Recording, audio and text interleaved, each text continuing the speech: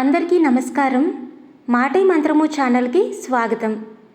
మీ ఇంటిపై నరదిష్టి తగిలితే కనిపించే సంకేతాలు ఇవే.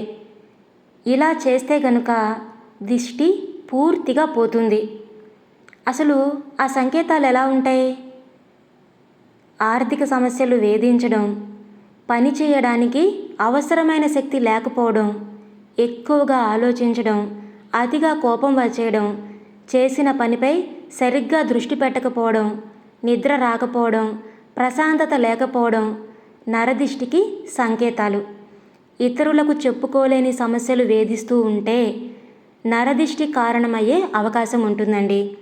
మరి ఈ నరదిష్టి తొలగిపోవడానికి ఈరోజు మీకు ఒక మంచి రెమెడీ అయితే చెప్తాను. చాలా సింపుల్గా చేసుకోవచ్చు. ఇలా చేసినట్లయితే నరదిష్టి అనేది పూర్తిగా తొలగిపోతుంది. చాలా ఈజీ అండి. ఇందుకు కావలసినవి కళ్ళుప్పు, అంటే రాళ్ళుప్పు అంటారు కదా, రాళ్ళుప్పు, సున్నం, పసుపు, కుంకుమ, ఒక నిమ్మకాయ, అలాగే కర్పూరం, లవంగాలు 5 తీసుకోండి. లవంగాలు తీసుకున్నప్పుడు దానికి మొగ్గలు ఉండేలాగా చూసుకోండి. మొగ్గలు లేకుండా లవంగాలని తీసుకోవద్దు. ఇందుకోసం ముందుగా ఒక ప్లేట్లో కొద్దిగా వాటర్ని తీసుకోండి. ఇప్పుడు మనం ఈ వాటర్తో ఎర్ర నీళ్ళు తయారు చేయబోతున్నాము. ఎర్ర నీళ్ళు అనేవి దిష్టి తొలగిపోవడానికి చాలా బాగా ఉపయోగపడతాయండి. పిల్లలకి ఎప్పుడైనా దృష్టి దోషం తగిలినప్పుడు, పిల్లలు ఎక్కువగా ఏడుస్తున్నప్పుడు, అన్నం తిననప్పుడు దిష్టి తీసేయడానికి ఎర్ర నీళ్ళను ఉపయోగిస్తూ ఉండమంటారు కదా. ఎర్ర నీళ్ళ దిష్టి అయితే బాగా పనిచేస్తుంది అంటారు కదా. అందుకోసం మనం ఇప్పుడు ముందుగా ఎర్ర నీళ్ళు తయారు చేసుకోవాలి. ఇది కూడా ముందుగా కొద్దిగా పసుపు, కొంచెం సున్నం వేసి ఈ ఎర్ర నీళ్ళని మనం తయారు చేసుకోవాలి. కుంకుమ వేసి చేస్తూ ఉంటారు కదా, వాటిని ఈ దిష్టి తీసివేయడానికి ఉపయోగించకూడదు. పసుపు ఇంకా సున్నంతో తయారు చేసిన ఎర్ర నీటిని మాత్రమే దిష్టికి మనము ఉపయోగించాలి. ఇలా కలిపేసుకొని పక్కన పెట్టేసుకోండి. ఆ తర్వాత నిమ్మకాయని తీసుకోండి. నిమ్మకాయ కుళ్ళిపోకుండా ఉండాలి, పాడైపోకూడదండి. కొంతమంది పడేసేదే కదా అని చెప్పేసి పాడైపోయిన నిమ్మకాయని, అంటే మనము ఉపయోగించడానికి పనికిరాని నిమ్మకాయని తీసుకొని దిష్టి తీయడానికి ఉపయోగిస్తూ ఉంటారండి.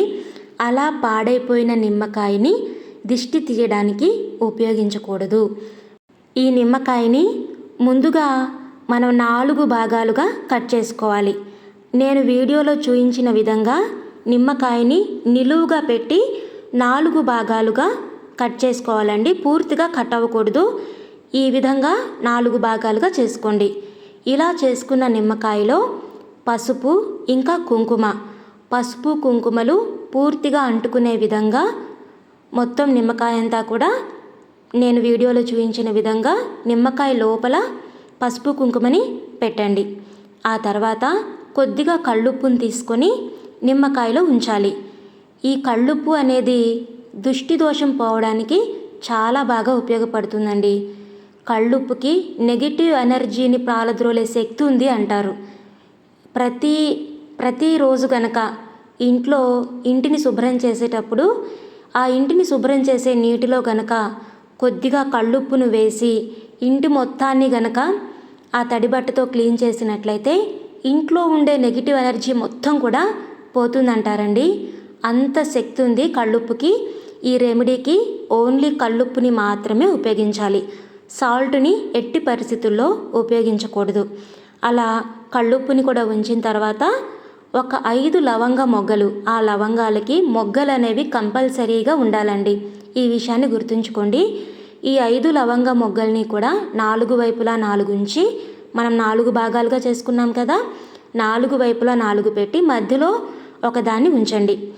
ఆ తర్వాత మీ దగ్గర ఉన్న కళ్ళుప్పుని కొద్దిగా ప్లేట్లో వేసుకోండి. అది ఎందుకు అంటే మనము ఇప్పుడు ఆ ప్లేట్లో ఆ నిమ్మకాయని ఉంచుతామండి.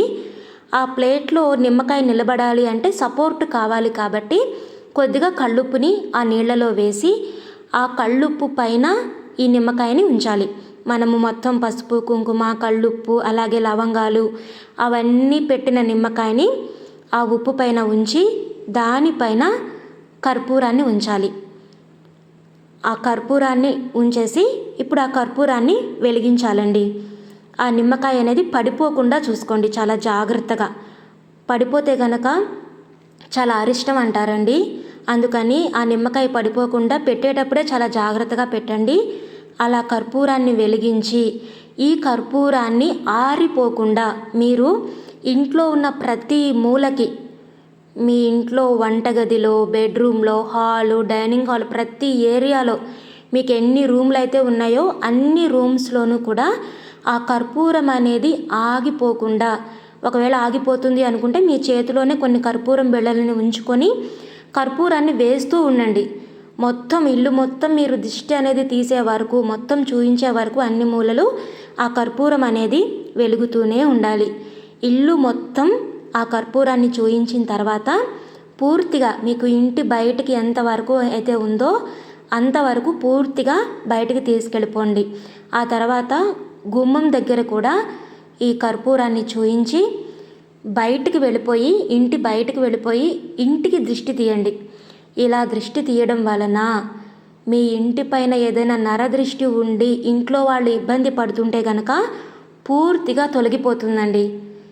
ఇలా మీరు మొత్తం బయటికి వెళ్ళిన తర్వాత ఆ కర్పూరం పూర్తిగా కొండెక్కే వరకు కూడా అలా వదిలేసేయండి. ఇంటి బయట పెట్టేసి ప్లేట్ని, అది పూర్తిగా కొండెక్కిన తర్వాత ఆ నీటిని తీసుకొని వెళ్ళి ఎవరు తొక్కని ప్రదేశంలో, మీ ఇంట్లో ఏదైనా చెట్లు ఉన్నాయనుకోండి, పెద్ద పెద్ద చెట్లు, ఆ చెట్టు మొదట్లో పోసేయండి.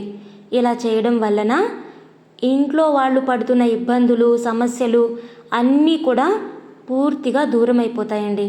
ఇది నేను మా పెద్దవాళ్ళ ద్వారా తెలుసుకొని నేను చేసి మీకు ఎవరికైనా కొందరికైనా ఉపయోగపడుతుంది అనే ఉద్దేశంతో ఈ వీడియోని మీతో షేర్ చేస్తున్నానండి. నచ్చితే లైక్ చేయండి, అలాగే ఉపయోగపడుతుంది అనుకున్న వారికి షేర్ చేయండి. మన ఛానల్ని తప్పకుండా సబ్స్క్రైబ్ చేసుకోండి.